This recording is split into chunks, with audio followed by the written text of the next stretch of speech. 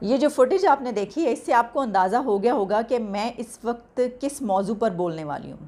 لیکن یہ ٹاپک تو میں اس پہ بات تو کروں گی، لیکن اس کے جو اینگلز ہیں وہ بہت ڈیفرنٹ ہیں۔ اس کی وجہ یہ ہے کہ میں اس موضوع پر جو بولنے لگی ہوں اس وقت سیاست اور پاکستان کے اندر کیا ہونے جا رہا ہے وہ پاکستان کے آنے والے مستقبل کا تعین کرتا ہے کہ آنے والے وقت میں پاکستان میں کیا ہونے لگا ہے۔ میں ہوں عالیہ اور آپ دیکھ رہے ہیں breaking barriers with Alia Shah. Welcome to my show. Maryam Nawaz اس وقت دھڑلے سے تقریریں کر رہی ہیں، دھڑلے سے جلسے کر رہی ہیں، بہت ہی بڑے بڑے جلسے، بہت بڑی بڑی گیدرنگز وہ کر رہی ہیں، اور مریم نواز کا یہ وہ ٹائم ہے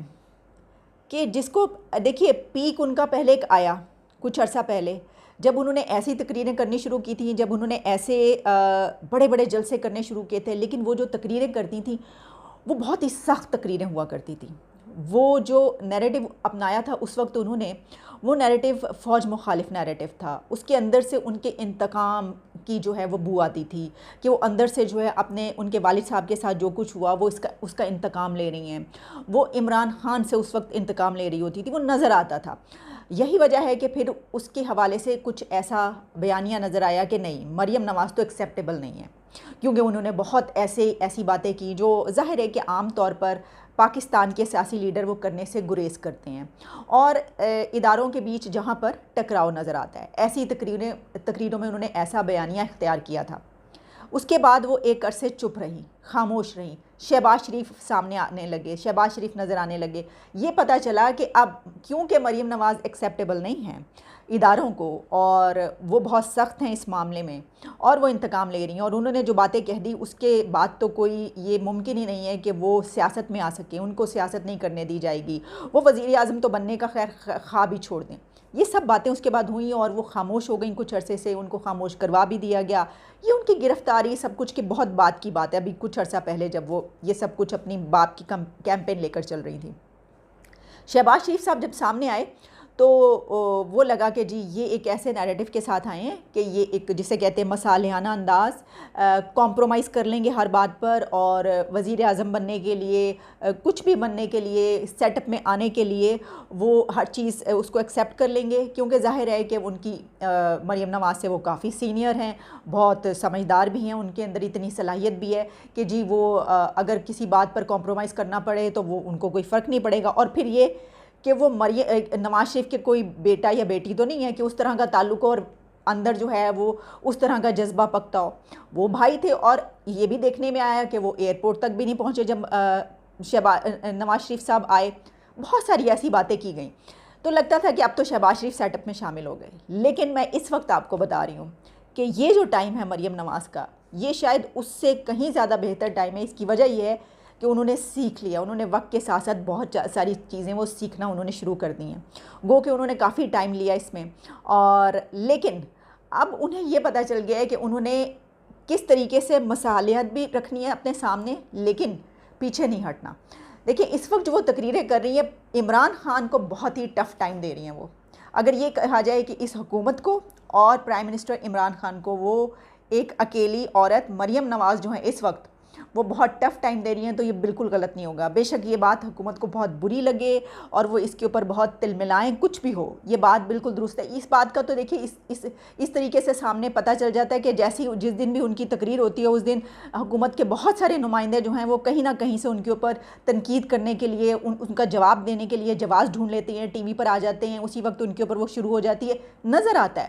یہ صاف نظر آتا ہے کہ ان کا اب ظاہر ہے کہ کچھ توڑ کیا جا رہا ہے۔ اور ایک جو انہوں نے ایک ظالم بات کی ہے مریم نواز نے، کہ جو کشمیر کا نعرہ اپنا لیا ہے، جو کشمیر کا سلوگن انہوں نے اپنایا ہے، جس طرح وہ کہتی ہیں کہ اس کا جواب تمہیں دینا پڑے گا کہ تم نے بھارت کی جھولی میں جو ہے یہ ڈال دیا، اور اب تو وہ لگتا ہے کہ یہ جس طرح میں نے پہلے بھی کہا تھا ایک پروگرام میں کہ اگلے الیکشن جو ہے وہ اسی سلوگن پر لڑا جائے گا پی ایم ایل این کی طرف سے، اور یہ بہت ہی ایک کاری وار ہوگا، کاری وار ہے، اور پی ٹی آئی کی حکومت پر، اور حکومت ظاہر ہے کہ اس کا اثر زائل کرنے کے لیے بہت ساری باتیں ایسے کی جاتی ہیں، جس طرح کہ مثلاً عمران خان بہت بڑے بڑے جو ہیں وہ نعرے لگا دیتے ہیں، جیسے کہ یہ کہا کہ ابھی ایک وہ کیمپین چل رہی ہے کہ انہوں نے جے شنکر سے ہاتھ نہیں ملایا، جو وزیر خارجہ ہیں انڈیا کے، تو میں تو یہ سوچ رہی تھی کہ کورونا میں یہ جو بڑے بڑے لیڈرز ہیں ایک دوسرے سے ہاتھ ملا رہے ہیں کیا؟ اور ہاتھ ملا رہے ہیں، اور واقعی عمران خان نے ان سے ہاتھ نہیں ملایا، مطلب یہ تو بڑی بد تہذیبی کی بات ہے، لیکن بہرحال اس کی توقع کی جا سکتی ہے، لیڈرز اس طریقے سے کرتے ہیں، ماضی میں بھی ایسا ہوتا آیا، پاسٹ میں کئی دفعہ جو ہے خاص طور پہ انڈیا پاکستان کے معاملات میں یہ ہوتا ہے ایک پاپولر نیریٹو، یہ ہوتی ہے وہ کیمپین جو الیکشن سے پہلے آپ شروع کرتے ہیں، خاص طور پر اپنے ان پاکستانیوں کا جن کی ہمیشہ سے ذہن سازی یہ ہوتی ہے کہ یہ آپ کا دشمن ہے اور اس کے خلاف جو بولے گا وہ آپ کا دوست ہے اور آپ نے ووٹ اسی کو دینا ہے۔ تو یہ جب ووٹ لینے کے دن قریب آ رہے ہوتے ہیں تو تب اس طرح جس طریقے سے انہوں نے جو ہے وہ اب ایک بات کہی، پرائم منسٹر عمران خان نے ایک جرنلسٹ کا جواب دیتے ہوئے انہوں نے کہا کہ آر ایس ایس کی آئیڈیالوجی کی بات کی، وہ بھی دراصل ایک پاپولر نیریٹو ہے، انہیں پتہ ہے کہ اس وقت انہیں اس کی ضرورت اس لیے ہے کہ ان کو ابھی کچھ عرصے کے بعد، کچھ دن کے بعد ووٹ کے لیے نکلنا ہے، ان کو لوگوں میں جانا ہے، تو اس وقت ان کے پاس کچھ چیزیں تو ہونی چاہیے۔ دیکھیے اکانومی وہ درست نہیں کر پائے، پاکستان کی بہت ساری چیزیں جو ہیں وہ انفارچونیٹلی، میں کہوں گی انفارچونیٹلی، مطلب اس کے اوپر خوش ہونے کی کوئی بات نہیں، لیکن بدقسمتی سے وہ پاکستان کو جو بنانا چاہتے تھے، جو وہ سوچ کر آئے تھے، اس میں سے کچھ بھی نہیں ہو سکا۔ یعنی ہوتا ہے نا کہ ایک آدھی چیز آپ کر لیں، یا یہ کہ چلیں جی یہ بہت بڑا کام ہو گیا تو آپ کی باقی ساری، لیکن ایسا کچھ نہیں ہو پایا، معیشت سے لے کر اکانومی سے لے کر بہت ساری چیزوں تک۔ تو اور پھر اس کے علاوہ انہوں نے کچھ اپنے جو خاص طور پر ان کا جو ایسا ووٹر ہے جو یہ سمجھتا تھا کہ نہیں وہ تو بہت ہی ایک پڑھے لکھے ایک ایسے مائنڈ سیٹ کے ہیں جو پاکستان کو بہت آگے لے کر جائیں گے، پھر جو انہوں نے کچھ چیزیں، انہوں نے ریلیجن کارڈ بھی استعمال کیا، وہ بہت دھڑلے سے ریلیجن کارڈ استعمال کرتے ہیں، ایسا نہیں ہے کہ وہ صرف اسلام کے نام پر یا واقعی اس کو جو ہے رائٹ کرنے کے حوالے سے یا اس طرح کی، وہ نظر آتا ہے، دیکھیے وہ نظر آتا ہے، بے شک ایسے کام اگر آپ نے کیے تو بہت اچھی بات ہے، لیکن جب کوئی چیز استعمال ہو رہی ہو، جب اس کا سلوگن استعمال کیا جا رہا ہو تو تب بھی نظر آتا ہے کہ یہ اس لیے کیا جا رہا ہے تاکہ جو ملک کا ایک بہت بڑا طبقہ ہے اس کے ذہن کو ذرا سکون مل سکے کہ ہاں یہ تو ہمارے جیسا ہی ہے، یہ تو جو ہم چاہتے ہیں دل سے وہی کچھ کر رہا ہے۔ تو یہ چیز اس ووٹر کو نظر آتی ہے جو تھوڑا پڑھا لکھا ہے، جو جانتا ہے، جو سلجھا ہوا ہے، جو جانتا ہے کہ یہ کام کس لیے ہو رہا ہے۔ بہرحال اس وقت جو ہے میں بجائے اس کے کہ میں اس حکومت نے کام کون سے کیے کون سے نہیں کیے، جو میرا اس وقت پوائنٹ آف ویو ہے وہ یہ ہے کہ مریم نواز کا یہ ٹائم سب سے بہترین ٹائم اس لیے کہ اب وہ جان گئی ہیں کہ ان کو کیا کرنا ہے۔ جس طرح وہ کہتی ہیں کہ انہوں نے اپنی ابھی تقریر میں یہ کہا کہ ہم نے اداروں پہ تو کبھی بھی میں نے تنقید نہیں کی، اور نواز شریف نے بھی کبھی اداروں پہ تنقید نہیں کی، ہم تو اگر کسی نے کوئی انفرادی طور پر جنرلز ہیں یا انفرادی طور پر کسی نے کوئی کرپشن کیا، کسی نے ہمارے خلاف برا کیا، کسی نے ووٹ چوری کیا، کچھ ایسا کیا تو ہم اس کے اوپر تنقید کرتے ہیں۔ آج سے کچھ عرصہ پہلے تک ان کا یہ نہیں تھا، وہ اداروں پر دھڑلے سے تنقید کرتی تھی، مجموعی طور پر ادارے، لیکن اب انہوں نے اب ان کو جو ہے وہ سیکھ لیا ہے۔ اس کے ساتھ ساتھ انہوں نے اپنا جو ایک وہ سٹینس ہے کہ جس کے اوپر وہ بہت بے باک اور بہت دو ٹوک ہو کے بات کرتی ہیں، وہ نہیں چھوڑا۔ وہ جس طرح یہ کہتی ہیں کہ انہوں نے عمران خان صاحب کے حوالے سے یہ کہا کہ وہ تو خود لوگوں کو کہتے ہیں کہ میرے علاوہ ان کے پاس کوئی اور چوائس نہیں ہے، پریشان ہونے کی ضرورت نہیں ہے، ہماری حکومت نہیں جائے گی اور آگے بھی ہماری حکومت ہی آئے گی کیونکہ ان کے پاس میرے علاوہ کوئی اور چوائس ہے نہیں۔ وہ یہ اس لیے بتاتی ہیں کہ ایک تو ظاہر ہے کہ ان کے خلاف جب یہ بات آتی ہے تو لوگ اس کے حوالے سے نیگیٹو ہی سوچتے ہیں کہ یہ کیا بات ہوئی، اور دوسری ایک اور بات جب وہ یہ کہتی ہیں تو وہ اداروں کو بھی یہ بتا رہی ہوتی ہیں کہ آپ یہ کر رہے ہیں کہ ایک دفعہ آپ ان کو لے کر آئے اور اگلی دفعہ بھی آپ ہی ان کو لے کر آئیں گے۔ اچھا اب اس سارے سیناریو میں نا مجھے ایسا لگتا ہے کہ کیا کر لیں گے مریم نواز کا آپ، مطلب کیا کریں گے، میں یہ سوچ رہی تھی کہ مثلاً کیا کیا جائے، ان کے ہاتھ پاؤں باندھ کے آپ بٹھا دیں گے، آپ ان کو جیل میں بھیج دیں گے، آپ ان کو زبردستی باہر بھیج دیں گے، آپ کیا کریں گے؟ اس کی وجہ یہ ہے کہ اب جو چیز انہوں نے دیکھ لی ہے، مجھے نہیں لگتا کہ اب وہ پیچھے ہٹیں گی، مجھے ایسا نہیں لگتا کہ کوئی ایسا ہتھ کنڈا ہو سکتا ہے۔ بہت ساری چیزیں ایسی ہوتی ہیں حکومت کے پاس بھی اور اس طرح کی کہ جو استعمال کی جاتی ہیں، لیکن میرا نہیں خیال کہ اب کوئی بھی ایسی چیز رہ گئی ہے کہ جو مریم نواز کو روک سکے سیاست کرنے سے، سیاست میں آگے آنے سے اور اوپر جانے سے۔ اس کی وجہ یہ کہ آپ زیادہ سے زیادہ کیا کریں گے، وہ جو ہیں اب وہ رکنے والی مجھے نہیں لگ رہی، ایسا کچھ نہیں لگ رہا مجھے۔ اور ایک اور بات یہ بھی بات ہے کہ جو ایک یہ تجربہ رہا، اگر ہم اداروں کی بات کریں تو اداروں کے حوالے سے بھی جو ایک تجربہ رہا تو یہ کوئی اتنا بہت خوشگوار تجربہ نہیں رہا کہ جس کی بنا پر دوبارہ بھی جو ہے یہ تجربہ کیا جائے۔ ہم نہیں جانتے آگے کیا ہوگا، ہم جو ہیں وہ صرف یہ جانتے ہیں کہ اس وقت جو پاکستان کی سچویشن ہے، پاکستان کی جو آپ اگر انٹرنل پالیٹکس دیکھ لیں تو اس میں جو تمام سیاسی پارٹیاں ہیں وہ ناراض ہیں. یعنی یہ کہ تمام سیاسی پارٹیاں ایک الگ سائڈ پہ نظر آتی ہیں اور ایک پارٹی ایک الگ سائڈ پر نظر آتی ہے. ایک تو یہ بات کہ اداروں پہ یہ جو الزام آتا ہے, کچھ لوگوں پر یہ جو الزام آتا ہے اور دھڑلے سے بہت زیادہ تنقید کی جاتی ہے, ہر طرف سے بہت زیادہ تنقید کی جاتی ہے کہ یہ جو ہیں یہ تو